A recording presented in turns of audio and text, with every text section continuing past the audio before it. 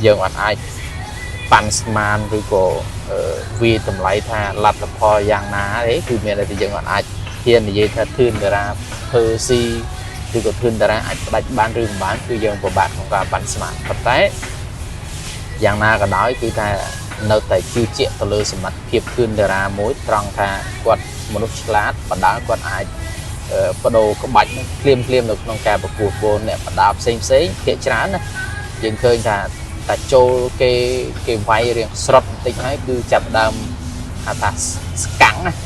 về kiêng này về họ sơ kiêng nó về on ai thì trên cái bạch bà nó cái là cọp xem xí này dừng khơi đây chúng mua thuyền để ra đấy bộ kiêng mỗi cứ châu đồ bạch một tiền hay vay ở sau chơi hot ấy dừng khơi chủ môn này vẫn tay bạch chụp bón đấy mà để vay chỉ mùi nâng cái lá co Americ nó dương khơi quật riêng lệ tầm rong riêng hot cái bàn tay của bạch quật nó phải phụ cài bàn tay bờ sân chỉ thuyền đá quật update luôn đột hạt luôn oi lăng chiang muốn miền này thằng quật phật hạt oi đo chiang muốn từ phật quật chia hot miền chỉ riêng quay để quay prui sập đạp quật thì mình chẳng bàn tay bờ thang quật phật hạt ọt đo cùng bờ thế cứ dương chỉ bạn bản sman ta cái là co để chụp cho môi những khuyên ra xì phơi rồi cái gì phơi là về chia đường từ ba hai bờ sân chia u ti ho tha khuyên ra quạt xì ắt phơi miền này quạt chanh quạt quạt xì điện đòi bạc ca na muối bạc chia nâng miền tục ca đi phun pi mai chun chan là thế hai khuyên ra ai nâng lệ chia prey mình tịnh rong bờ sân chia nông cạn này để quạt ọt ai tập tu ban là lặt khó ló trongการประกวดของในทางบอกอันนี้เวียมแมนเชียการดักสมพิษได้ที่โปรขึ้นเดร่ามาเวียมบนแต่เต้าชุบสมัยเอามาไอจะดามเนาะกวาดเต้าฝักหัดกวาดเต้าเล่งบ่าวกวาดเล่งไอจังเต้าเวียปากพอต่อสองเทียบบอกกวาดปล่อยกวาดอาคารของการประกวดจังเราไปกวาดอาคารของการประกวดมาให้ชวนต้องเรียกคนชนะเวียสังทานเนี่ยคลาสเจเนี่ยคลาสคองเนี่ยคลาสสอบไอจังเต้าไอเนี่ยคลาสคือเมียนกลุ่มเล็ดวิชเมียนเลือดขึ้นกระไรจังเต๋อนั่งเรียหะไปโดยชีไปเชียร์ไปเพื่อติ๊กมาดองจังเต๋อให้เบอร์เซนจีกวาดอดสดาเกิดตัวยูปีเป้ได้กวาดใบเมาเบอร์เซนจะจันจะคือระดับถอยกวาดนั่งบัดบองเราไปเชียร์ไปเพียบจานแต่เบอร์เซนจีต้องการในกวาดมันตัวบานเพียบจุกแจนี่เวียมแม่มันจีการดักสมพิษได้ปัญหาเนี่ยจีการโยนเคยที่ตัวสนิทชนจีแฟนเนี่ยความรอคุณหมายถึงออกเนี่ยแบบตอนอย่างเมื่อนี้บองโยนเคยอย่างนั้นได้บ้างจะรำมวยตอนไหนบองแรงๆเตะบอลจะมือแฟนแบบอะไรนั่งเยอะได้ยังไงเตะบอลมือแฟนแบบไงนี่ยำจังเลยติ๊ก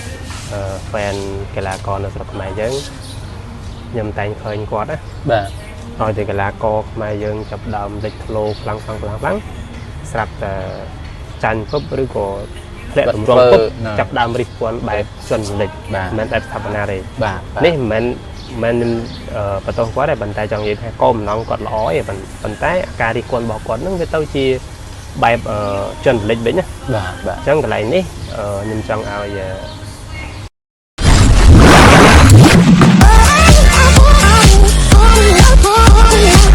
ให้ส้มกรบจีบสู้ปกไม้บองปูนอ๋อได้ในยุคความร้อนจมูกหนึ่งชนอยยูทูบบอกชมสมองโปรเน้นก็โดยจีชนะยูทูบบอกชมูกดำน้ำน้องไงนี่ยืงน้องที่เพียซาคือเนี่ยแบบบอลจมูกหนึ่งกีฬาก่อคุณขมายบอยังจีบันต่อเตียนนะบองปูบ้านแล้วน้องแกประกุดในไงปีบ้วนแข่อุสเพียปีก่อนไปปรามขาหมกเนี่ยได้จูบจมูกหนึ่งกีฬาก่อลุ่มดับออนตราเชียนน้องนั่นคือคนขมายบอกยังเมียนตังปีเออเมรินเมียนตังปีทืนเทราไอ้นั่งเหลาจัดตราไอ้จัดดำสไตล์ชีปูเนี่ยได้แต่กุมปูเนี่ยเลยอย่างน้องลมดับกิโลพวกน้องสระขมายบอกยังไอ้ชิปเซ่น้องยังเคยเมียนวัดแต่เมียนกีฬาก็ท็อปวันบอกสระขมายบอกยังไอ้คือกีฬาก็ทืนเทราบ้างทืนเทราเนี่ยคือชีกีฬาก็มวยได้บองปนบันดังสระพอยทาชีกีฬาก็ได้เมียนเตะฟุตซอลคู่เตียงเชิงเตียงใบเตียงเนี่ยวัดกับตัวจีบเซ็กคือไก่คือแท้สไตล์ชีกีฬาก็ได้เมียนหลุมดับกิโลหัวให้เพียบบริเวณไว้หาหัวคือผู้กายเหมือนเดิมสำหรับกีฬาก็กลุ่มหมายบอกเยอะได้หนึ่ง ពួតនៅក្នុងថ្ងៃខាងមុខនេះហើយបាទដូចខ្ញុំជាមិញចឹងគឺថាក្នុងពេលខាងមុខនេះគឺថាកីឡាករគុណខ្មែររបស់យើងនឹងមានការចូលរួមព្រឹត្តិការណ៍ដ៏ធំជួបជាមួយនឹងកីឡាករបរទេសហើយមិនត្រឹមតែប៉ុណ្ណឹងទេកីឡាករបរទេសហ្នឹងក៏មិនមែនស្ថិតនៅក្នុងលំដាប់គីឡូអន់ទេគឺថាគីឡូសិតតែជើងខ្លាំងតែម្ដងមកពីបរទេសក្នុងយើងឃើញកីឡាករដែលល្បីនៅប្រទេសសេរីហើយជាជនជាតិសេនេហ្គាល់ដែលនឹងជួបជាមួយនឹងធឿនធីរ៉ាកីឡាករហ្នឹងគឺប្រវត្តិប្រកួតនៃការប្រកួតមិនធម្មតាទេធ្លាប់ផ្ដួលដៃគូប្រកួតនៅបរទេសហ្នឹងគឺច្រើនណាស់ហើយជាកីឡាករដែលមានខ្សែក្រវ៉ាត់ហ្នឹងក៏ច្រើនហើយធ្លាប់វាយក្នុងទ្រុងក៏ធ្លាប់ហើយនឹងធ្លាប់ជួបជាមួយនឹងដៃគូពិសេសដែលស្ថិតនៅក្នុងលំដាប់ខ្ពស់ក៏មានដែរគឺកីឡាករឈ្មោះអាប់ឌូលេបាទអាប់ឌូលេនេះយើងមើលទាំងមៀតមើលទាំងភាពល្វីសល្វីការវាយលះលហួនហ្នឹងសឹងថាវាអត់ខុសគ្នាពីធឿនតារាទេហើយក៏បាច់ថាបាច់សម្លាប់ដៃគូប្រកួតរបស់ខ្លួនហ្នឹងក៏ខ្លាំងដូចគ្នាដែរសម្រាប់កីឡាករអាប់ឌូលេនេះដូច្នេះយើងឃើញថាភាពមាំទាំរបស់កីឡាករនីមួយៗនេះគឺពិតជាមិនធម្មតាក្នុងការប្រកួតនៅក្នុងថ្ងៃខាងមុខនេះអូខេអញ្ចឹងជាចំណាប់អារម្មណ៍សម្រាប់បងយល់ឃើញយ៉ាងណាដែរពាក់ព័ន្ធជាមួយធឿនតារាបើជួបជាមួយនឹងអាប់ឌូលេក្នុងថ្ងៃខាងមុខនេះបើបែកទៅតាមយើងមើលការប្រកួតនិងការបដោតផ្សេងរបស់អាប់ឌូលេដែលធ្លាប់ឆ្លងកាត់នៅសៃវៀនធំនៅជាពិសេសគឺសៃវៀននោះគឺសៃវៀនបែបលំដាប់អន្តរជាតិមិនមែនវាយក្នុងស្រុកតែមួយមុខទេបាទដាប់អន្តរជាតិហើយកីឡាករបែបវាយសេរីក៏ចេះវាយបដាលទូទៅក៏ចេះទៀតអាប់ឌូលេតើបងយល់យ៉ាងណាដែរត្រង់ទៅបែបនេះបាទអរគុណបងសម្រាប់ការឲ្យខ្ញុំចូលរួមពាក់ព័ន្ធជាមួយនឹងបញ្ហាហ្នឹងពាក់ព័ន្ធជាមួយនឹងកីឡាករហ្នឹងបើតាមយើងមើលណាមើលតាមកាត់ប្រកួតជាមួយដៃគូផ្សេងឃើញថាគាត់ហ្នឹងមានភាពល្អប្រសើរច្រើនបាទដូច្នេះខ្ញុំគិតថាសម្រាប់ធឿនតារាក៏ពិបាកនឹងធ្វើស៊ីគាត់ដែរពួកអីធម្មតាធឿនតារាជាជើងខ្លាំងនៅស្រុកខ្មែរអញ្ចឹងកីឡាករផ្សេងដែលគេមកប្រកួតមួយគាត់អញ្ចឹងច្បាស់ជាគេសិក្សាអំពីគាត់ហើយអញ្ចឹងដូចអាដុលេអញ្ចឹងខ្ញុំគិតថាគាត់ជាកីឡាករមួយរូបដែលឆ្លងកាត់ការប្រកួតច្រើនហើយគាត់ជាកីឡាករខ្លាំងអញ្ចឹងគាត់នឹងសិក្សាអំពីធឿនតារាបន្ថែមទៀតហើយជួបគ្នានៅខែខាងមុខហ្នឹងគឺខ្ញុំជឿថាធឿនតារាក៏បាននឹងផ្ដួលគាត់នេះសម្រាប់ទស្សនៈរបស់ខ្ញុំគិតអញ្ចឹងណាក្នុងករណីមួយថាបើសិនជាធឿនតារាទោះបីជាគាត់ហាត់យ៉ាងណាក៏ដោយព្រោះដោយសារតែអាដុលេបើនិយាយទៅចេះថាបើកាយសម្បត្តិរបស់គាត់វិញណាវាមាំហ្មងណាមាំមើលមកផ្លែតហ្នឹងចង់ដូចអាផ្លយអញ្ចឹងណាអញ្ចឹងខ្ញុំមើលឃើញថាអូដូចផ្លយបើនិយាយទៅគាត់ជាកីឡាករសកលណាបាទប៉ុន្តែគាត់ខ្លាំងមែនប៉ុន្តែអាដុលេមិនដល់ផ្លយទេប៉ុន្តែគាត់ថាបើនិយាយពីកាយសម្បត្តិរបស់គាត់រូបរាងរបស់គាត់ហើយមើលទៅវាមកផ្លែតហ្នឹងកន្លែងមកផ្លែតបើអត់មើលមុខបាទចង់ដូចផ្លយហ្នឹងហើយខ្ញុំគិតថាធឿនតារាបាក់ស៊ីគាត់ក៏បាក់ធ្វើស៊ីគាត់បាក់ដួលគាត់ដែរចឹងអញ្ចឹងបាទនេះសម្រាប់ការគិតរបស់ខ្ញុំប៉ុន្តែយ៉ាងណានោះគឺយើងអត់ដឹងទេព្រោះលុះត្រាតែជាក់ស្ដែងពេលដែលប្រកួតអាហ្នឹងការគិតរបស់ខ្ញុំគឺបែបហ្នឹងបាទហ្នឹងហើយអរគុណនិយាយរួមទៅដោយបងលើកឡើងអញ្ចឹងភាពខ្លាំងរបស់អាប់ឌូលេនេះវាភាគច្រើនកីឡាករបដាសេរីបដាសេរីគឺក្បាច់វាយដៃហ្នឹងគឺលះហាស់មែនតើអញ្ចឹងមិនត្រឹមតែក្បាច់បដាសេរីទេសំបីតែយើងឃើញឲ្យតែជួបជាមួយនឹងកីឡាករបរទេសបងប្អូនសង្កេតឃើញភាគច្រើនឲ្យតែជួបជាមួយនឹងកីឡាករបរទេសកីឡាករបរទេសភាគច្រើនគឺដៃខ្លាំងមែនតើហើយលវិសពួកគាត់ធ្លាប់ហាត់ក្បាច់ពិសេសវាយដៃវាលវិសមែនតើណាកីឡាករដោយតែបរទេសគេហាត់កីឡាករសកលបាទអញ្ចឹងជាទូទៅកីឡាករសកលគឺវាយដៃដៃអញ្ចឹងបាទយើងឃើញកីឡាករបរទេសមួយមកគឺដៃគាត់គឺដៃលវិសហើយធ្ងន់បាទពួកខ្មែរយើងគឺបើនិយាយទៅយើងថាគ្រប់សពវាអត់មានថាចំណុចណាមួយវាច្បាស់ថាឲ្យត្រង់មួយមានទាំងជង្គង់មានកែងមានគ្រប់សពបែបយ៉ាងទោះបីតែម៉ាត់ក៏មានដែរអញ្ចឹងវាបើពេលណាដែលយើងបើនិយាយទៅចង់និយាយថាពេលដែលគាត់ប្រើច្រើនបែបនេះអញ្ចឹង ការហាត់របស់គាត់ក៏ទៅចំណាយពេលដែរ ណា អញ្ចឹងវាដូចកីឡាកររបស់ស្គាល់ឯងកីឡាករស្គាល់គឺគេហាត់តែដៃអញ្ចឹងមើលតែផ្លយហើយនឹងម៉ានីប៉ាកែអោទៅការវាយរបស់គាត់គឺខ្ញុំចេះមើលកីឡាករស្គាល់គឺចេះដោយសារផ្លយវាយជាមួយម៉ានីប៉ាកែអោហ្នឹងដោយសារតែគាត់ម៉ានីប៉ាកែអោមើលទៅគាត់មិនជាមានធំណាស់បើយើងមើលរូបរាងគាត់ប៉ុន្តែក៏ដាក់ដៃរបស់គាត់ដាក់ទៅធ្ងន់ដែរអញ្ចឹងជាផ្សេង ដោយសារការហាត់ដៃរបស់គាត់ខ្លាំង បាទជាផ្សេងយើងមើលអាវីដេអូដែលពេលដែលបាច់ដែលវាយចំគេតែងតែអាវីដេអូហ្នឹងគេស្កប់ឲ្យយឺតណា បាទ មើលទៅគឺមួយដៃសឹងដៃវាធ្ងន់ណាហើយដៃរបៀបទៀតអាហ្នឹងវាជាភាពខ្លាំងរបស់កីឡាករថាការវាយក្បាច់សកលហ្នឹងគឺវាពិសេសមែនទែនហើយអាប់ឌូលេហ្នឹងចេះទាំងសកលចេះទាំងវាយមកបាច់ដាក់ក្បាច់គុណខ្មែរហ្នឹងគឺគាត់ជំនាញច្រើនមែនទែនបើសិនជាក្បាច់គុណខ្មែរពីព្រោះក្បាច់គុណខ្មែរហ្នឹងគឺគេតម្រូវឲ្យប្រើទាំងដៃប្រើទាំងជើងបាទបើអដាលសេរីដូចបងលើកឡើងពេលខ្លះគេអត់អនុញ្ញាតឲ្យវាយជើងទេគឺប្រើតែដៃសុទ្ធក្បាច់ដៃឬក៏ច្បាប់ហើយយើងឃើញអញ្ចឹងកីឡាករដែលនឹងជួបជាមួយនឹងទឿនតារាខ្ញុំគិតថាទឿនតារាពិបាកទៅស៊ីកីឡាករអាប់ឌូលេណាពីព្រោះអាប់ឌូលេនេះវាមានទាំងភាពខ្លាំងវាមានទាំងភាពវិហវ័យមានមាត់ហ្នឹងគឺមាំតែម្ដងសាច់ហ្នឹងសាច់អ្នកបដាបបទេមើលទៅតាន់ជាងសង្ឃថាតាន់ជាងទឿនតារាផងយើងអត់អាចប៉ាន់ស្មានឬក៏វាតម្លៃថាលទ្ធផលយ៉ាងណាទេគឺមានតែយើងអត់អាចហ៊ាននិយាយថាទឿនតារាធ្វើស៊ីឬក៏ទឿនតារាអាចផ្ដាច់បានឬមិនបានគឺយើងពិបាកក្នុងការប៉ាន់ស្មានប៉ុន្តែយ៉ាងណាក៏ដោយគឺថានៅតែជឿជាក់ទៅលើសមត្ថភាពទឿនតារាមួយត្រង់ថាគាត់មនុស្សឆ្លាតបណ្ដាលគាត់អាចបដូរក្បាច់នឹងភ្លាមនៅក្នុងការប្រកួតពលអ្នកបណ្ដាផ្សេងភាគច្រើនណាយើងឃើញថាតែចូលគេវាយរៀងស្រុតបន្តិចហើយគឺចាប់ដើមថាស្កាំងណាវាគៀងណាវាអកសើគៀងហ្នឹងវាអត់អាចបញ្ចេញក្បាច់បានអាហ្នឹងកីឡាករផ្សេងដែលយើងឃើញតែចំពោះទឿនតារានេះបើគៀងមួយគឺចូលដូរក្បាច់មួយទៀតហើយវាយអត់សូវចេះហត់អីយើងឃើញពីមុនឯងប៉ុន្តែបច្ចុប្បន្ននេះមកដែលវាយជាមួយនឹងកីឡាករអាមេរិកនេះយើងឃើញគាត់រៀងធ្លាក់ទម្រង់រៀងហត់បន្តិចប៉ុន្តែក្បាច់គាត់នៅតែពូកែប៉ុន្តែបើសិនជាទឿនតារាគាត់អាប់ដេតខ្លួនដុសខាត់ខ្លួនឲ្យខ្លាំងជាងមុនមានន័យថាគាត់ហ្វឹកហាត់ឲ្យដល់ជាងមុនគឺប្រកាសជាអត់មានជារឿងអ្វីដែលភ័យព្រួយសម្រាប់គាត់ទេមិនចឹងប៉ុន្តែបើថាគាត់ហ្វឹកហាត់អត់ដល់កម្រិតទេគឺយើងពិបាកប៉ាន់ស្មានតើកីឡាករដែលនឹងជួបជាមួយនឹងទឿនតារាស៊ីផុយឬក៏គេស៊ីផុយអាហ្នឹងវាជារឿងពិបាកហើយបើសិនជាឧទាហរណ៍ថា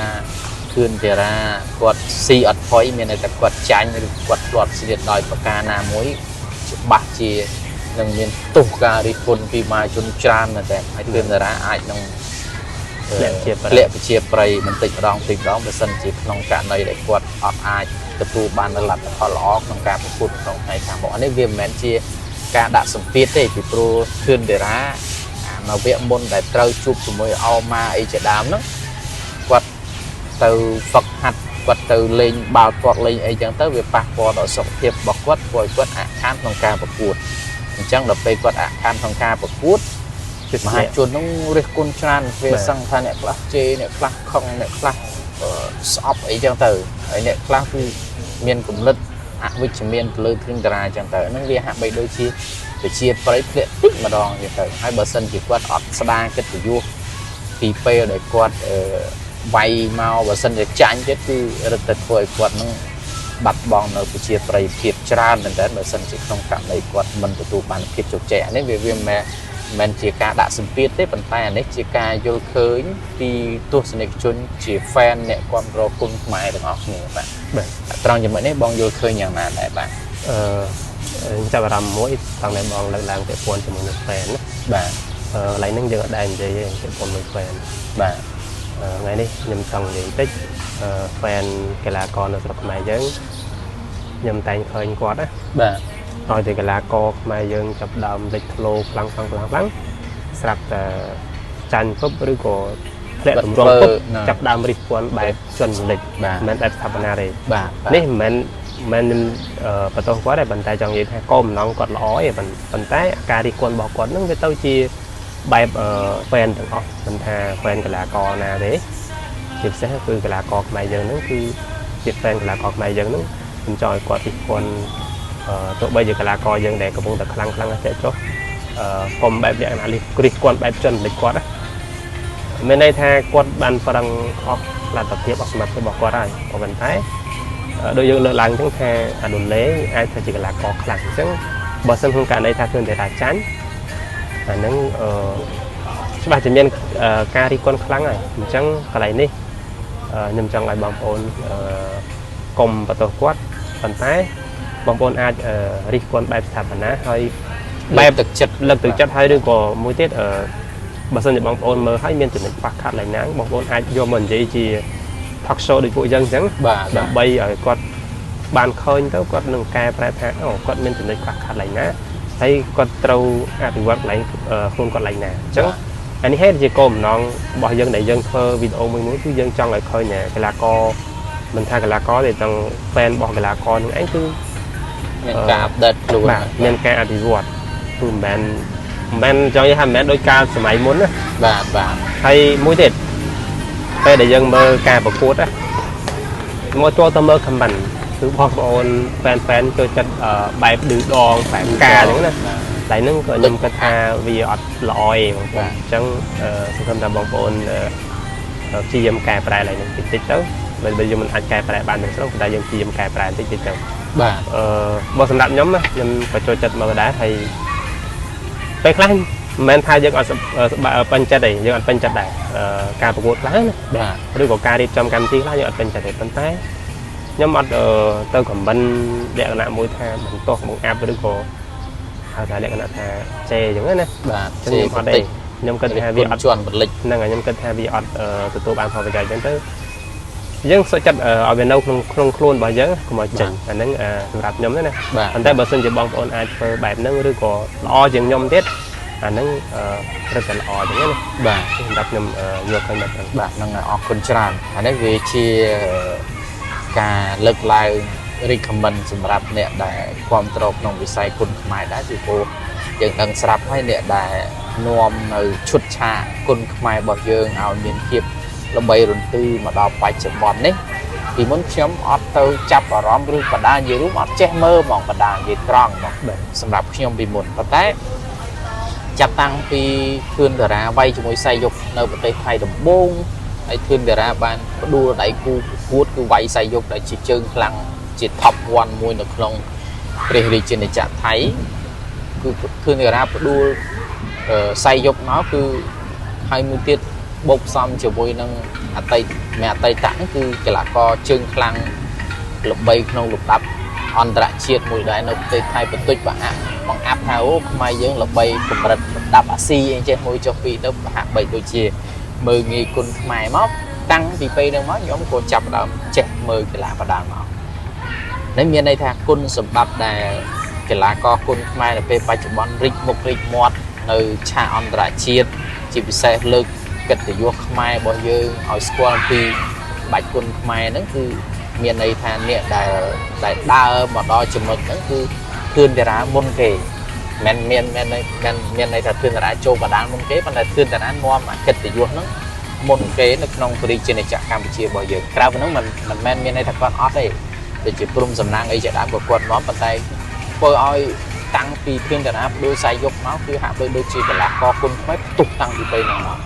ចឹងបានបរទេសគេចាប់អារម្មណ៍នេះយើងឃើញពីចំណុចខ្លាំងរបស់កីឡាករគុនខ្មែរអញ្ចឹងអ្វីដែលបងបានលើកឡើងថា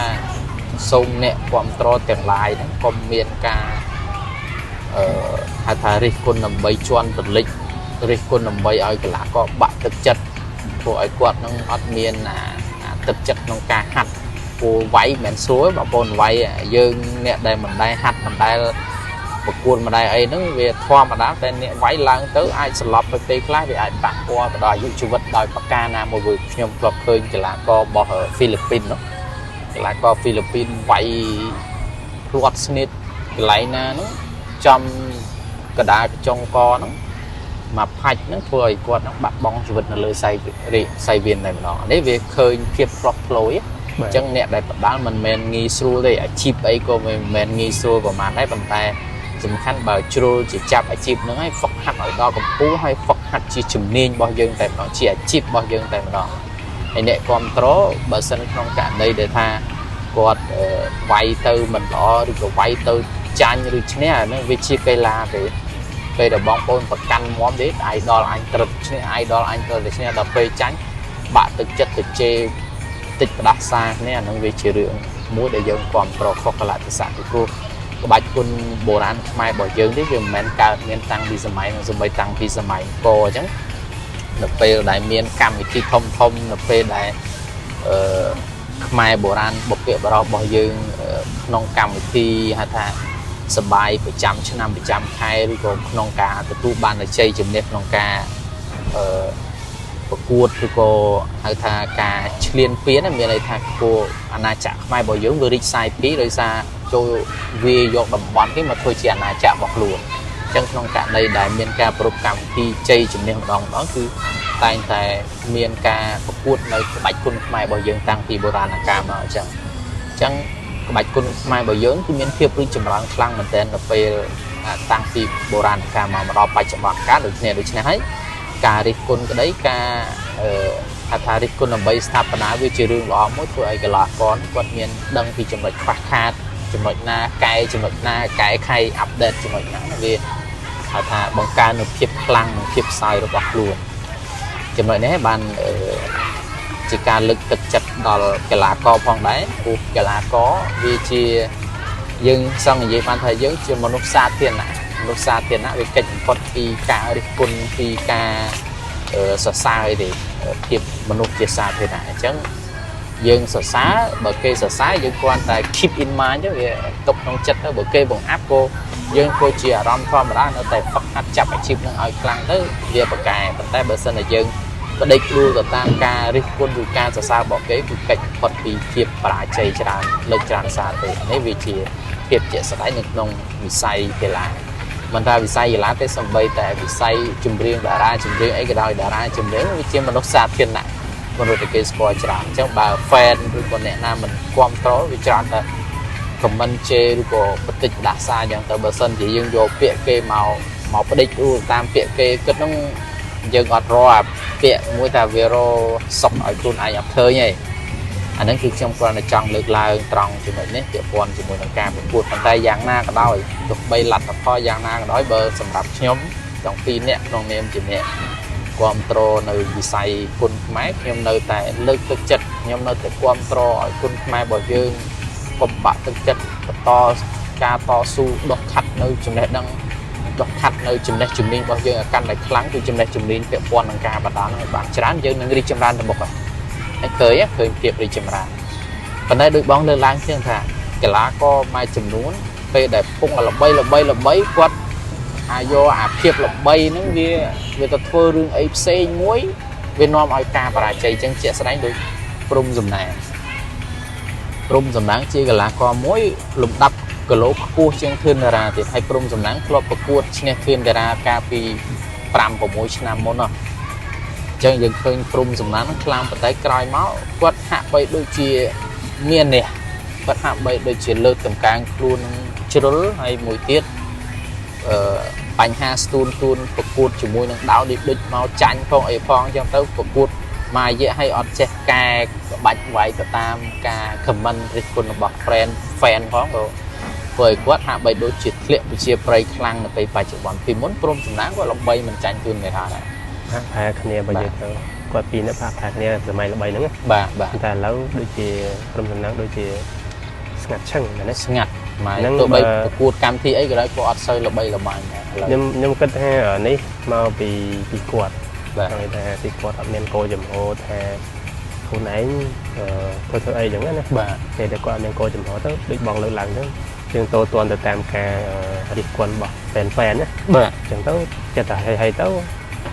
ធ្វើអីផ្សេងទៅវាអាចល្អប្រសើរជាងហ្នឹងទៅបោះបង់អាជីពដែលខ្លួនឯងអញ្ចឹងក៏វាបាក់ដែរឡើងហ្នឹងយើងមើលឃើញប៉ុន្តែជាក់ស្ដែងយ៉ាងម៉េចហ្នឹងមានតែគាត់ទេដែលដឹងច្បាស់ចឹងណាបាទហ្នឹងនេះយើងលើកឡើងនេះវាមិនមែនថាបន្ទុចបាក់ចេះចុះមួយពេកទេប៉ុន្តែវាជាការថ្លឹងថ្លែងមួយអំពីហេតុនិងផលដើម្បីឲ្យបងប្អូនដែល ความโตวิสัยคุณขมายนั่งบานจูกันในฉบับปีการประกวดบ่เยิงนี่ยังอัดเมียนไอเทปิโปรไปไปจุบอนยังสั่งเยธารัวนกนองประเทศมุ้ยได้พอดอลการหอยบองโอนกรุ๊ปวิสัยถึงอ๋อเรียงวิสัยดาราจุดเรียงไปจุบอนก็มายังกันในริจุมร้านวิสัยเวลาปัจจุบันก็มายังเมียนฮัตตาลิกหมกลิกหมดยังเคยท่าบองโอนอ๋อไอประกวดไปเจนนี่น้องวิสัยอาชีพบอกรุ่นโดยสุจริตอำเภอสุจริตบ้านแม้แต่ประกวดไปเจนในเพียบสุจริตนอมไม่เมียนปัญหาเดอันนี้เวทีจมรอยเมื่อใดยังอาถาเลิกตึกจัดสำหรับบางคนน้องอาชีพเชียกีฬากอก็ได้เชียวิสัยเรียงก็ได้หรือกรุ๊ปจุดนี้เซ็งติดคือแต่ยังปรังปลายน้องอาชีพบอกยังถ้าเล็กหมกเล็กหมดเล็กโคลกันนะยังเมียนเพียบเล็กหมกเล็กหมดเล็กโคลเวทีกาช่วยครูนไอ้ให้เวช่วยดอสังคมเชียดบอกยังประเทศเชียดบอกยังเทียนโดยเจสไลด์ดูขึ้นกระไรไอ้เจดามเนี่ยนั่นยังเลิกแต่ได้แต่ซาแต่กวดเมียนเพียบเจสไลด์ยังแมนเมียนในแต่กวดประตูบานเพียบจงใจของอาชีพบอกกวดจานแมนยังเมียนตั้งเจสไลด์ดูท่าขึ้นกระไรมนนงกวดไอ้นอมันครูนไอ้เมียนเพียบใบบานกันนั้นคือตีมุนอาชีพกวดชีวเพียบกวดหะใบโดยเชี่ยมันตอนเล็กโคลมันเลยใบบานจะบอลเมียนถึงเตี้ยเมียนถึงลามเมียนถึงลุยเมียนถึงไอ้ถึงอักคือ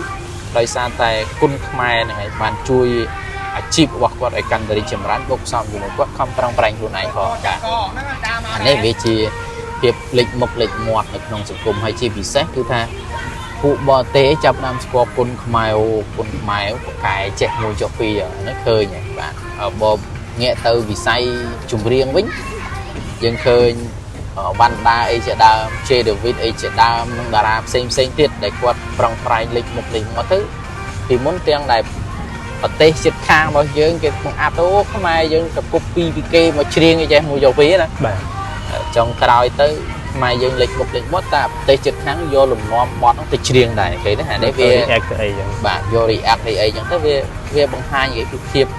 คลังระบอกมาเยอะเทียบเล็กบุกเล็กมดบอกมาเยอะไปเงี้ยมาวิสัยแบบนั้นได้ยังกับปุ่งแต่ยี่นี่คือท่าhai bộ giống chập đâm lịch mục lịch mọt cụ bò tê màu mày bán bạch quân mày khăng mùi chết mùi cho vì cái nhưng tha cái squall mày bò dương từ một chia bà đá này dương khơi phiệp khăng bạn ok trong cái bông nhiên ấy lực lãng thì bánh hà tụi họ có tiết để tiệm con người ảm được lấy hết bạn hay nó khuyên để đảm bạn để tới trong là gồm tích tiệm con cho mùi là cái hào thà thôi mấy ở cái squall sọc nhân những này thì tới đây chờ bòn lực lại thằng đám thì mình ca đã ra cái là co thì quát sạch bên tình này trong ca thôi mấy ơi và tiệc cho nó đi dùm đàn lấy dân của họ đôi chị thương trả ra cho bây giờ vậy thì muốn vậy thì muốn có đôi thời gian này vậy thì kịp nó cũng được ba đàn còn tay cài máu về để quát chặt đàm và cột nó đâu quát và cột cho mình xài dốc hay men ca cho xài dốc hay là bay tăng với nó máu cứ quát cao theo thực vật ấy nhé đó là lâu nhất quát khai từ chết học là không sao các bạn ấy bệnh gì tới cho người ta sẽ đặt quát chỉ phải bỏ quát nước virus lâu xưa lại hay mới thiết của lại bỏ té nó của mấy squat phải quát này cứ squat rất là đó những cái gì dùng này môi đề quát showroom lật tuổi và thực hiện hay chấm buộc ra chấm riêng với cả đôi chân thì muốn lấy bòn lợn làng chẳng tiện trán cứ dân khơi chẳng men cứ mai dân vô bàn kề máu vô tụm lục lên kế thấy có Nippon tụm lục riêng còn này chẳng là những video theo tụm soi mỗi bỏ giờ nữa còn tè lấu ọt này cứ qua chơi Nippon tụm lục lấy hay tụm lục riêng thành máu cứ cái thôi bỏ Tesco chẳng cái này ní cứ sầm rập nhóm đại diện này control là đã control đã ra cho đến nó trong lại cũng có to thôi tiền bên đây thôi ôi bìa lo xa chân phê này tiềnการtập lo từ một cái thay để bỏ giấc nên đi chụp ảnh còn làนั่นคือสำหรับน้ำเดินตอนนั้นแบบนั่งไงออกคนชรานะสำหรับการโชว์รูมมาเจงมาตีบล็อกน้องการที่ท็อกโชว์บ่อยยังปัจจัยอย่างนั้นก็ได้คือท่ายังเนื้อแต่มันเพลย์เต้จำพวกการพูดนกน้องไงขามกคือไงตี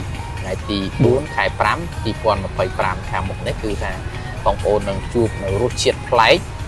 រវាងគឺតារានិងអាប់ឌូលេហើយនឹងជាមួយកីឡាករផ្សេងទៀតដែលជាកីឡាករលំដាប់អន្តរជាតិនៅក្នុងស្រុកខ្មែរក៏ដូចជាកីឡាករបរទេសបាទចុងក្រោយសូមអធិស្ឋានណាចំពោះម្ដងនេះគឺសឹងតែនិយាយថាពិបាកនឹងប៉ាន់ស្មានថាតើរវាងអាប់ឌូលេហើយនឹងធឿនតារានឹងមួយណាមានហៅថាភាពខ្លាំងជាងយើងពិបាកនឹងប៉ាន់ស្មានប៉ុន្តែយ៉ាងណាក៏ដោយគឺថាខ្ញុំជឿជាក់ថាធឿនតារាគាត់នឹងអាចធ្វើបានដោយសាររយៈពេលកន្លងមកនោះគឺថាធឿនតារាធ្លាប់ជួបកីឡាករដែលមានលំដាប់ខ្ពស់ជាច្រើនហើយជាពិសេសធឿនតារាក្នុងអំឡុងពេលដែលមុននឹងជួប Edmund Tournament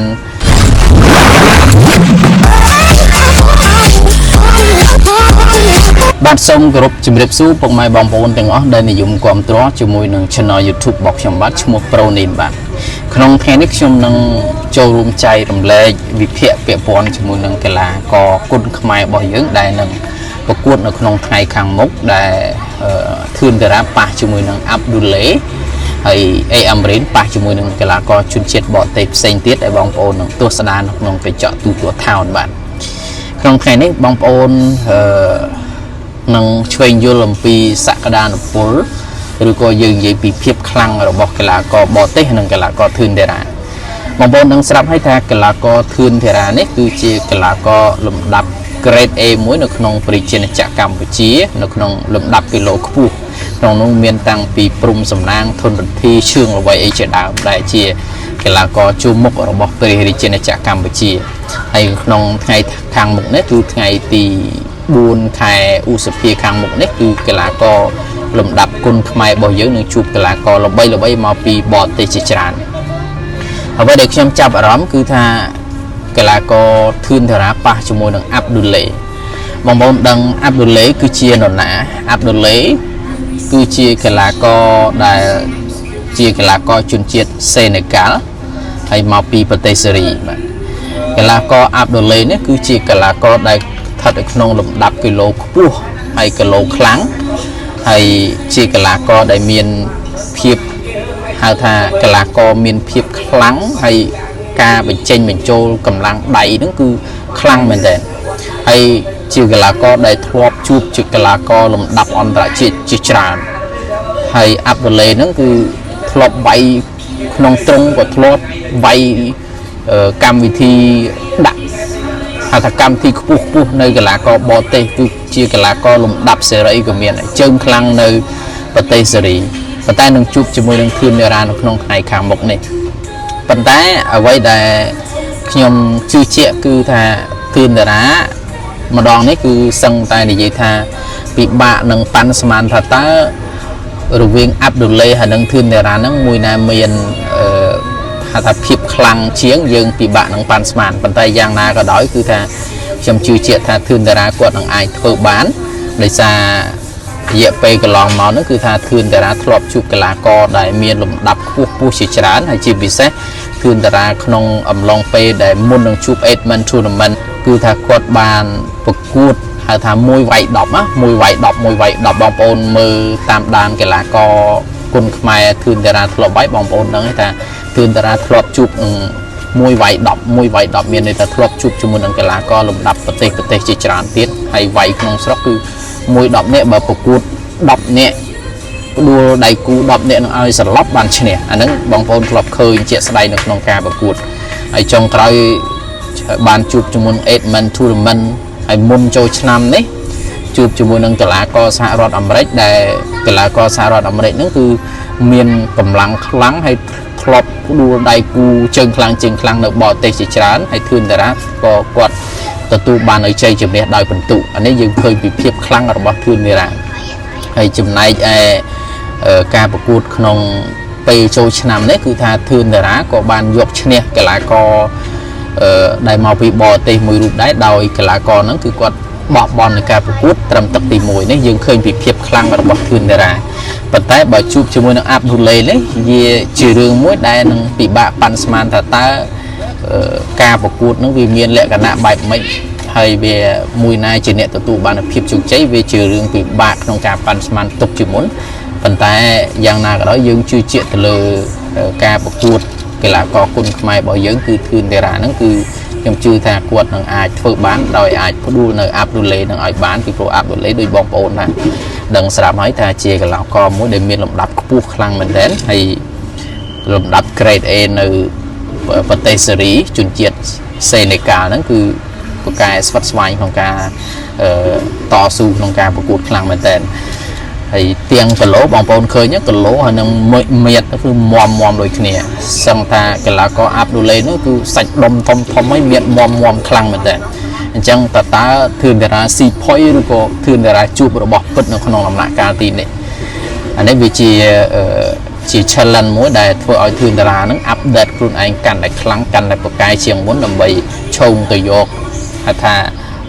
លំដាប់មួយដែលនាំនៅមុខមាត់កិត្តិយសសម្រាប់ប្រទេសជាតិរបស់យើងព្រោះប្រទេសជាតិរបស់យើងបច្ចុប្បន្ននេះក្នុងវិស័យបដាគុណខ្មែរហ្នឹងគឺលេចមុខលេចមាត់ភ្លេចធ្លោមែនតើទាំងដែលពីមុនមកហ្នឹងគឺកីឡាករជាប្រទេសជិតខាងហ្នឹងគឺមិនសូវជាឲ្យតម្លៃប្រមាណទេគិតថាកីឡាកររបស់យើងហ្នឹងលំដាប់បែបអាស៊ីអញ្ចឹងទៅល្បីបែបលំដាប់អាស៊ីតូចតាចអញ្ចឹងទៅកីឡាករបរទេសដែលគេវាតម្លៃមកអញ្ចឹងណាបងប្អូនបាទប៉ុន្តែមករយៈធំពេលនេះគឺថាមិនមែនលំដាប់អាស៊ីទេគឺកីឡាករគុណខ្មែររបស់យើងបានលើកមុខលេខមាត់ក្នុងវិស័យគុណខ្មែរទៅលំដាប់អន្តរជាតិច្រើនមែនតើគឺដួលដៃគូដែលគេល្បីថាខ្លាំងល្បីថាប្រកែល្បីថាយ៉ាងម៉េចគឺថាផ្ដួលធ្វើឲ្យកីឡាករបរទេសនឹងទទួលស្គាល់គុណខ្មែររបស់យើងនេះវាជាការរីកចម្រើនទៅមុខតាមលំដាប់លំដោយបាទប៉ុន្តែយ៉ាងណាក៏ដោយបងប្អូននឹងទស្សនានៅក្នុងថ្ងៃទី4តើមានភាពអស្ចារ្យយ៉ាងម៉េចខ្លះបងប្អូននឹងតាមដាននៅក្នុងពេលហ្នឹងបាទអញ្ចឹងខ្ញុំគ្រាន់តែវិភាគឲ្យខ្ញុំក្នុងនាមជាអ្នកវិភាគខ្ញុំគ្រាន់តែលើកឡើងថាកីឡាករគុណខ្មែររបស់យើងក្នុងថ្ងៃទី4នោះគឺតារាប្រកាសជាមិនធ្វើឲ្យពុកម៉ែបងប្អូនដែលជាអ្នកនិយមគ្រប់គ្រងក្នុងវិស័យគុណខ្មែរនឹងខកបំណងឡើយបាទអញ្ចឹងបាទសូមអរគុណបាទសូមជម្រាបគ្រប់ជម្រាបសួរពុកម៉ែបងប្អូនទាំងអស់បាទក្នុងថ្ងៃនេះខ្ញុំមានប្រធានបទមួយគឺពាក់ព័ន្ធជាមួយនឹងការប្រកួតរបស់ធឿនតារាជាមួយនឹងយីឡុងដែលជាស្ដេចបដាល់នៅប្រទេសចិននៅថ្ងៃខាងមុខការចែករំលែកនៅគំនិតនេះមិនមែនជាជំនាញទេក៏ប៉ុន្តែវាផ្អែកទៅលើការតាមដានហើយនឹងការឆ្វេងយល់អំពីការបដាល់គុណខ្មែរពីព្រោះបច្ចុប្បន្ននេះដោយបងប្អូនធ្លាប់ដឹងធ្លាប់ឃើញហើយដឹងឮទាំងអស់គ្នាហើយថាក្បាច់គុណខ្មែររបស់យើងនៅពេលបច្ចុប្បន្នគឺកំពុងតែល្បីរន្ទឺនៅសកលលោកតែម្ដងមិនត្រឹមតែក្នុងស្រុកទេក្រៅស្រុកប្រទេសមួយចំនួនធំក៏គេទទួលស្គាល់អំពីក្បាច់គុណខ្មែររបស់យើងផងដែរជាពិសេសមានធឿនតារាព្រំសំណាងហើយនឹងកីឡាករល្បីជាច្រើនរូបទៀតដែលបានចូលរួមចំណែកយ៉ាងសកម្មក្នុងការផ្សព្វផ្សាយក្បាច់គុណខ្មែររបស់យើងទៅបណ្ដាសកលលោកហើយថ្មីនេះគឺមានការផ្គូផ្គងរវាងអ្នកប្រម៉ូទ័ររបស់កម្មវិធីថោនណាកម្មវិធីទូទាស់ថោនគឺបានគូកងហើយបានឲ្យមានជំនួបកើតឡើងរវាងធឿនតារានិងយីឡុងបងប្អូននឹងស្រាប់ហើយថាធឿនតារាមករយៈចុងក្រោយនេះគឺគាត់ផ្អាកការបដាល់ដោយសារតែមានបញ្ហារបួសជើងក្រោយពីការទៅលេងបាល់ទាត់ទៅធ្វើឲ្យមានបញ្ហាជើងធ្វើឲ្យគាត់របួសហើយក៏មិនអាចការប្រកួតបានក៏គាត់សម្រាប់រយៈពេលជិត3ខែហើយថ្ងៃខាងមុខនោះជាសៃវៀនដែលចាប់ផ្ដើមដំបូងថ្មីបំផុតសម្រាប់ធឿនតារានោះគឺជួបជាមួយនឹងជើងខ្លាំងមកពីប្រទេសចិនជើងខ្លាំងនេះគឺជាមនុស្សដែលធ្លាប់មានប្រវត្តិប្រកួតច្រើនហើយជាកីឡាករដ៏ល្បីប្រចាំប្រទេសចិនផងដែរហើយធ្លាប់ជួបដៃគូជើងខ្លាំងលើសកលលោកជាច្រើនដូចជាតាំងពីប៊ូខាវអីជាដើមហើយក៏ធ្លាប់ផ្ដួលដៃគូប្រកួតគឺប៊ូខាវឲ្យចុះចាញ់នៅក្នុងការប្រកួតរបស់ខ្លួនគឺដោយសារយីឡុងហើយនឹងមានជំនួបកើតឡើងរវាងធឿនតារានិងយីឡុងហើយធឿនតារាហ្នឹងគឺជាជើងខ្លាំងមួយរូបនៅក្នុងគីឡូធ្ងន់របស់កម្ពុជារបស់យើងហើយគាត់កម្រធ្វើឲ្យ fan ឬក៏អ្នកតាមដានទស្សនាអ្នកគ្រប់គ្រងក្បាច់គុណខ្មែរនោះធ្លាក់ហៅថាបាក់ទឹកចិត្តដោយសារគាត់ណាគាត់តែងតែយកជ័យជំនះជូនជនរួមជាតិខ្មែររបស់យើងថ្ងៃនេះខ្ញុំមានមិត្តភ័ក្តិរបស់ខ្ញុំមួយដែលគាត់ក៏ជាអ្នកជំនាញផ្នែកខាងហៅថាអ្នកវិភាគទៅលើបដាល់ដែរគាត់ចូលចិត្តខាងបដាល់គុណខ្មែរដែរចូលចិត្តស្រាវជ្រាវចូលចិត្តតាមដានទស្សនាអញ្ចឹងណាក្នុងថ្ងៃនេះ ណែនាំខ្លួនឲ្យបងប្អូនយើងបានដឹងហើយបន្ទាប់មកខ្ញុំនឹងពិភាក្សាគ្នាជា consultation ណាបងប្អូនដើម្បីឈានទៅដល់ការប្រឹក្សាយោបល់អំពីគុណខ្មែររបស់យើងថាកម្រិតបច្ចុប្បន្នដល់កម្រិតណាហើយជាពិសេសធឿនតារាតែម្ដងតោះសិមណែនាំខ្លួនណាបាទសូមគោរពជម្រាបសួរពុកម៉ែបងប្អូនទាំងគ្នាខ្ញុំបាទឈ្មោះជាសារ៉ាត់ហើយថ្ងៃនេះគឺដោយសារតែមិត្តភក្តិគាត់គិតថាការជួបគ្នារវាងធឿនតារាហើយនិងយូឡុងគឺវាជាការថាជាដំណឹងមួយដ៏ល្អដូច្នេះហើយក៏នាំគ្នានិយាយពាក់ព័ន្ធជាមួយនឹងគុណសម្បត្តិនិងគុណវិបត្តិរបស់ពួកគាត់ដែលយើងនិយាយថាភាពខ្លាំងភាពខ្សោយបាទយើងនិយាយថាភាពខ្លាំងភាពខ្សោយរបស់គាត់ដើម្បីបងប្អូនមើលទៅហើយអាចវិភាគទៅតាមចំណុចហ្នឹងពួកខ្ញុំក៏មិនមែនជាអ្នកជំនាញឯដែរបាទអញ្ចឹងប៉ុណ្ណឹងបាទបែរតាមបទពិសោធន៍របស់ធឿនតារាបើយើងបែរទៅលើក្បាច់ក្បាច់នៃការវាយក្បាច់នៃការវាយរវាងធឿនតារាដោយបងប្អូនឃើញក្នុងខ្សែវីដេអូខាងក្រោយដែលយីឡុងធ្លាប់ជួបជាមួយនឹងប៊ូខាវកន្លងមកយើងមើលទាំងយូឡុងក្តីមើលទាំងធឿនតារាមើលទាំងប៊ូខាវក្តីគឺថាក្បាច់គាត់បើប្រៀបធៀបមើលអំពីក្បាច់ធឿនតារាយើងមើលអានេះយើងមើលជាក់ស្ដែងក៏ប៉ុន្តែយើងអត់ទាន់ដឹងថាថ្ងៃដែលប្រកួតខាងមុខជួបគ្នាយ៉ាងម៉េចទេតែយើងមើលអំពីការប្រកួតហ្នឹងគឺថាក្បាច់ទាំងពីរនាក់ហ្នឹងគឺបើប្រៀបធៀបគឺអត់ដល់ធឿនតារាទេក្បាច់ក្នុងការវាយធឿនតារាមានក្បាច់ច្រើនដែលយើងមើលទៅគឺស្ញើសរសើរសឹងថាពេលខ្លះដូចទូហុងកុងវាយក្នុងរឿងហុងកុងអញ្ចឹងណាបាទឥ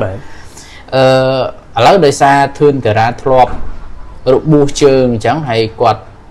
ឡើងប្រកួតឡើងលេងបាល់ទាត់ជាមួយនឹងក្រុមរដូវផ្ការីកហើយអញ្ចឹងទៅផ្ការីកគ្រប់រដូវពេលអញ្ចឹងទៅធ្វើឲ្យគាត់មានបញ្ហាសុខភាពដែលមិនអាចប្រកួតបានសម្រាប់បងគិតថាជារឿងយ៉ាងម៉េចដែរដែលគាត់មិនបានប្រកួតកាលពីថ្ងៃទី7មករាដែលថ្ងៃពេលហ្នឹងគឺត្រូវជួបជាមួយនឹងអល់ម៉ាដែលជើងខ្លាំងមកពីបរទេសដែរសម្រាប់ខ្ញុំយល់ថាការមិនប្រកួតរបស់គាត់វាល្អដោយសារធម្មតាយើងមានរបួសអញ្ចឹងវាអត់ដូចអ្នកអត់មានរបួសទេអញ្ចឹងមិនได้ថាគាត់មានរបួសអញ្ចឹងបើសិនជាប្រកួតវាអាច100ចាញ់ទេរឿងចាញ់នេះជារឿងមួយហើយបាទប៉ុន្តែក៏យើងមិនប្រកាសថាចាញ់ដែរប៉ុន្តែមានចំណុចមួយបើសិនជាគាត់របួសហើយគាត់ប្រកួតអញ្ចឹងគាត់អាចប៉ះពាល់គេហៅថាប៉ះពាល់សរីរាង្គរបស់គាត់រាងកាយរបស់គាត់ធ្វើឲ្យគាត់អាចថាធ្ងន់ទៅអញ្ចឹងវាបាត់បង់ការប្រកួតលើក្រោយទៀតយើងទៅហៅជាស្ដែងដូចជាការជំនួបរបស់គាត់ជាមួយនឹងជឡុងអញ្ចឹងបើសិនជាគាត់ប្រកួតពេលហ្នឹងគាត់មានរបួសធ្ងន់អញ្ចឹងគាត់អាចប្រកួតតទៅទៀតបានទេអញ្ចឹងនេះអាចសម្រាប់ច្រើនខែចឹងវាចង់និយាយថាវាអាចសម្រាប់ច្រើនខែឬក៏អាចឈានដល់ការអត់បានប្រកួតដែរដោយសារបើយើងរបួសអញ្ចឹងវាពិបាកអញ្ចឹងណាអានេះជាកាន់តែការគិតរបស់យើងឯងប៉ុន្តែគាត់ថាជាស្ដែងយ៉ាងម៉េចយើងអត់ដឹងឯងបើផ្អែកតាមបទពិសោធន៍ដែលបងធ្លាប់តាមដានទស្សនារវាងហៅថាការបដាល់របស់ធឿនតារាកន្លងមកបងឃើញក្បាច់អីដែលធឿនតារាតែងតែផ្ដួលដៃគូប្រកួតឲ្យធ្វើឲ្យគាត់មានការរីកចម្រើននៅក្នុងវិស័យគុនខ្មែរពាក់ព័ន្ធចំណុចនេះបើតាមអ្វីដែលខ្ញុំមើលឃើញរបស់ខ្ញុំបាទគាត់ចូលចិត្តប្រើក្បាច់មួយគឺហៅថាចឡឆ្វេងវាយស្ដាំមិនន័យថាបញ្ឆោតបើនិយាយមកទៅគឺប្រើក្បាច់បញ្ឆោតអញ្ចឹងដៃគូប្រកួតនឹងអត់ចាប់អារម្មណ៍ទេបាទអញ្ចឹងអានេះឯងដែលធ្វើឲ្យដៃគូគេហៅលក្ខណៈមួយថាឆក់ល្វែងឬក៏បាត់ការប្រុងប្រយ័ត្នអញ្ចឹងទៅធ្វើឲ្យធឿនតារាអាចបដូរដៃគូប្រកួតរបស់គាត់បានយ៉ាងស្រួលនេះជាចំណុចមួយដែលខ្ញុំមើលឃើញកន្លងមកអញ្ចឹងបាទខ្ញុំក៏អត់មានអីដែរគ្រាន់តែខ្ញុំឃើញពីចំណុចរបស់ធឿនតារាដែលគាត់តែងតែក្បាច់ពិសេសរបស់គាត់គឺដៃគាត់មើលទៅដូចមហាទម្ងន់ដូចជាដៃនឹងទម្ងន់រាប់សិបតោនអញ្ចឹងមួយដៃគាត់សឹងដូចដៃខូងមកញុកប៉ាំងភ្លឹងតែម្ដងឃើញដៃគូប្រកួតរបស់គាត់ដែលគាត់តែងតែផ្ដួលពាក្យច្រើនគឺកណ្ដាប់ដៃនឹងតែម្ដងហើយនឹងកែកបានគេឲ្យឧទ្ទេសនាមថាបថៅញែកបថៅពាក្យបដាល់គុនខ្មែរហ្នឹងមានន័យថាបថៅទេបបងប្អូនមកកែងមកគាត់គឺលយះដូចគេកាប់ក្នុងបថៅអញ្ចឹងគាត់ក្បាច់គុនមកគាត់ពិសេសមែនតើហើយជាពិសេសបើជួបជាមួយនឹងដៃគូដែលចូលទៅឲ្យរត់ពេញសាយវៀនណាខ្ញុំសង្កេតឃើញគឺគាត់មានការផ្លាស់ប្ដូរការពីមុនហ្នឹងវាយជាមួយនឹងជើងខ្លាំងមកពី bỏ tê mỗi để chân kháng nó flop đu thun được thì đu mà Brazil đã bắn slop lớn á đây quạt vay mà cả nó cứ có bạch bọc quá đời sao đây cu bọc quất kịch hay gọi rụt bên dài viên trong phòng bạ thời quạt bạ váy ở đây khi ông skate khơi mà dễ trong coi để quạt flop làm vay môn về bù nữa ôi tập ba đây cu na rút là quạt rụt tàu nhạch nằm bay ban vay tập ban vay cho tùm hôm đây bọc quất cứ bọc quạt chia đây cu nó slop nó vì chỉ tịch nịch bọc quạt về để quạt flop chụp đây cu đây bậc cái kịch bậc cái rút cứ quạt liệt tôm mấy vay ở chỗ tao bàn hay đây cu để rút kịchอย่างmấy con slot đại nó nhom vậy để nhom skate khơi hay có bạch bị xe bọc quất cứ cái đạp đầy tại đó phần tay thươn ra mình che tay cái đạp đầy thì cứ scam đừng mong mà tu khuôn bọc quất cái che cặp trang cái che tuột cái che thì đừng có che đừng mà cái play tại mà nó về xả xong hàng thang đạch và đá việc khó khăn vì nè và đa lại chân khang xem tiết gọt miền đông thà mùi rồi thôn một thí cứ phía chán pra tận đầy hay chụp cung ấy cứ ọt sâu pra tốt còn mình sâu tốt gọt sâu đấy hay cây bọ cây ấy nó có mình thà gọt chết bàn tay với phép là luôn mà nuôi chơi là miền Thái Lan tê cái sò pi cầm nạt bọc quẫn phía chán cứ đu trả riêng ấy mùi chẳng bàn tay thương để lá không ai cái tê chỉ ca và đá nó mơ tới cứ tha quạt ban cột chùm niên này mà đó tiếng quạt còn tôi ấy cứ nó ban xong chỉ sạch và đá nên tên sầm rạp bong ta bong ở vô khơi dạng nào đá bờ sân chỉ ngày dạng nào cột tới cái cúp con ỏi thương thì ra năng ánh khai từ chia ỏi một thà king of fighter mình sạch và đá mỗi ta bong vô thà bờ sân việc không cạn này đại kề ở tây sơn niệm chung bọc quạt mỏi chắc ta bong kết tha xả xong chỉ từ tu ban kết niệm nâng ớt xem nào bong đọc nhóm bây giờ việc thiện nên chỉ bình thiện thà quạt miên cào thà tép cờ sò lá chẳng tép cờ sò bọc quạt bây giờ gì phải lấy gì bị tép cờ sò cờ sần chăm trái tọt ta nâng tép cờ sò bọc quạt chẳng như thà quạt miên cột tùm ruộng ở đây thà miên trên đất mỗi để nhâm chạm ở rộng đài cái là co đi quạt nó cứ cật chặt nông cao váy không có bậc cái cách đây chẳng bậc cái cách thông đá từ bậc cái cách cứ vay cho sơ trâu quạt đi chẳng cứ cần nghi miên quạt nè để những chuyện này lo bảo quạt mũi hai bên dây đường các bạn vẫn cứ quạt xương ta quạt che quạt bạn này chẳng bạn chỉ quạt ai có đôi đây cu của quạt bàn hay đôi bòn được làm chẳng thay hơn để ra cứ chỉ một độ đề cái hào tham miên tệ và xó lắm chẳng bạn quạt nông cao váy quạt bậc cái đọc luôn bậc cái vay châu thà dương thạc đặt đây cật thuần ta bắt bờ cái này bờ sầm rạp nhom cật với nhá này cầm đặt đây quát từ tôi qua cật thuần mền phần té về để quát vay cái chòm nó hay cây sờ lọc nó miền trên đợt môi để xa là bên đây thà quát chỉ lo cây hái cây mình ăn vào trong cái giặt cái vay cái phơi nhiều thà chỉ lo sẽ đam vay phơi trắng cây trong cái giặt trắng về sờ lạc nó vừng trắng tấu tầm đáy cái về sờ lọc rồi trắng lấy trên đợt môi để dân cật thà cầm đặt đây bọc cật thuần cứ đời xa là vừa ăn mày top á chun đây khu vực bọc quát nó ban top về để sao là cất bay về nhà cất bay sẽ đảm trắng bạn là sờ lọc trắng cái lấy nó nhìn trong cái chuyện ha con miền tây cả sao lại trắng bờ sân chỉ đội bong sầm nồi bong số thì bờ sân chỉ sang rồi sầm nã rồi có ao là hai sân niêm quát ha chỉ đặt bắt đầu đâu sau khmer nó cứ bị ai từ tôi bán đang ở xã xong để sẽ cứ con miền tây cả sao từng on hay vấn đề cần ha miền trên đợt mỗi để nhom khơi trên đợt bây giờ miền bọc quát cứ ca bay bọc quát tay khác khơi miền trên đợt sao để đôi chắp óc cả làng tay sừng kẹt mới đôi đang bay bay cái châu đã buôn prang bay những người được sọc nên là đang sọc luôn nên sừng kẹt mới thành còn chẳng á năng thay gì lẽ cái nạm môi thả năng bị chi ca thôi bọc quát cứ rằng mấy tay bàn tay sừng kẹt khơi miền trên đợt chẳng mền năng bóng ôn này trên địaตัวsân á ai sừng kẹt mới tới xâm rạp cho nên là chắc nhóm mà bà nhóm o lắng á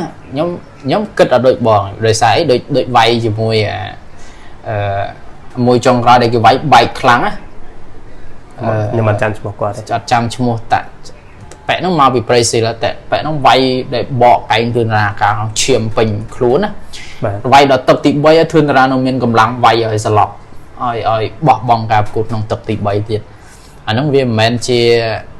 ភាពអស់កម្លាំងរបស់គាត់ឲ្យអាចថាគាត់សម្ដែងឬក៏យ៉ាងម៉េចប៉ុន្តែបើខ្ញុំសង្កេតមើលគឺគាត់មានកម្លាំងពេញបុកតែម្ដងនឹងកន្លែងនឹងប្រហែលជាអាចថាគាត់ទុកកម្លាំងរបស់គាត់ចឹងណាបាទអញ្ចឹងគាត់អាចគេហៅថាវាវាយដែរប៉ុន្តែក្នុងលក្ខណៈថាទុកកម្លាំងកុំឲ្យវាអស់អញ្ចឹងមានន័យថាគាត់ចាយកម្លាំងប៉ុណ្ណេះដើម្បីទុកទៅទឹកនោះអញ្ចឹងណាអាចតែអញ្ចឹងបាទដូចខ្ញុំនិយាយថាកន្លែងហ្នឹងគឺអាចគាត់លាក់កម្លាំងឲ្យដៃគូមើលមកស្រាលមើលស្រាលមកខ្លួនឯងទាំងដែលគាត់មានកម្លាំងពេញវាខំពីព្រំសំណាងអានេះយើងនិយាយជាក់ស្ដែងយើងក៏ស្រឡាញ់ព្រំសំណាងគ្រប់គ្រងធនធានគ្រប់គ្រងទាំងអស់ព្រំសំណាងធនធានគឺចូលដល់ទឹកទី2ចាប់ដើមទុនល្វែកល្វក់យើងសង្កេតមើលជាក់ស្ដែងដូចព្រំសំណាងតវាយដៃគូវាយមកទោះតែគេរៀងមមដែរអីគាត់ចាប់ដើមទុនល្វែកល្វក់តែធឿនតារានេះដៃគូខ្លាំងមិនគឺគាត់មិនងាយទុនទេសង្កេតឃើញភាគច្រើនហ្មងដូចវាយមកចុងក្រោយដែលយើងនិយាយថាអូថ្ងៃនោះបេះនឹងចាញ់គេតែចុងក្រោយគាត់វាយអាពោះទឹកតន់ណាកុំអីគឺអាចចាញ់គេមែនដោយសារឃើញកម្លាំងគាត់ហុំហានមែនតើអង្គអាចមែនតើពាក្យពន់ចំណុចរឿងនិយាយរឿងកម្លាំងនេះយើងសង្កេតយើងមើលទៅពួកបរទេសវិញពួកបរទេសជាទូទៅកម្លាំងរបស់គាត់យ៉ាងថេរងាយចុះទេដោយសារគេហាត់ពេញមកតើយើងអត់ដឹងថាមិនទេដោយសារតែការហាត់ហ្នឹងគឺវាជាបច្ចេកទេសរៀងខ្លួនអញ្ចឹងណាប៉ុន្តែគាត់ថាសង្កេតមើលអញ្ចឹងមែនដូចនិយាយរឿងជឿឡងចុះជឿឡងការវាយរបស់គាត់បើយើងសង្កេតការវាយរបស់គាត់ដូចអត់ហត់សោះដូចអត់អស់កម្លាំងសោះដូចកម្លាំងគាត់នៅស្មើអញ្ចឹងណាអានេះគឺតែយើងមើលដោយភ្នែកទេប៉ុន្តែជាក់ស្ដែងយើងមិនយើងអត់ដឹងទេប៉ុន្តែខ្ញុំចង់ឃើញកីឡាករខ្មែររបស់យើងគឺវាយចឹងមិនថាអត់ឃើញមានចំណុចខ្សោយហ្នឹងមិនន័យថាវាយមកគឺគេថាកម្លាំងរបស់គាត់គឺទឹកទី1រហូតដល់ទឹកបញ្ចប់ហ្នឹងគឺកម្លាំងរបស់គាត់មិនបាច់ថាថេក៏បានតែចុះតិចតួចគេចុះទៅមើលទៅក៏ដឹងតែចុះចង់បានអញ្ចឹងណាអញ្ចឹងបើសិនជាចង់បានអញ្ចឹងលុះត្រាតែពួកគាត់នឹងហាត់ដល់មែនតើហើយfocus ឲ្យឡាមិនន័យថាគាត់ផ្ដោតទៅលើការហាត់ហ្នឹងវាខ្លាំងមែនតើហ្នឹងมันអាចឈានដល់ពួកគេហើយសិក្សាពីចំណុចល្អរបស់បរទេសទៅហើយយើងរៀនពីគាត់ទៅដើម្បីយកមកឆ្នៃរបស់ខ្លួនឯងណាបាទអាហ្នឹងវាជាចំណុចខ្វះខាតមួយដែរដោយបងលើកឡើងចំពោះបើយើងប្រៀបធៀបបរទេសគេហាត់ទី1ទីតាំងនៃការហាត់របស់គេគ្រប់គ្រាន់គម្លាមមានន័យថាឧបករណ៍នៃការហាត់របស់គេហ្នឹងគឺស្តង់ដារគ្រប់គ្រាន់ហើយទី2ការហូបចុករបស់គេក៏គ្រប់គ្រាន់បើ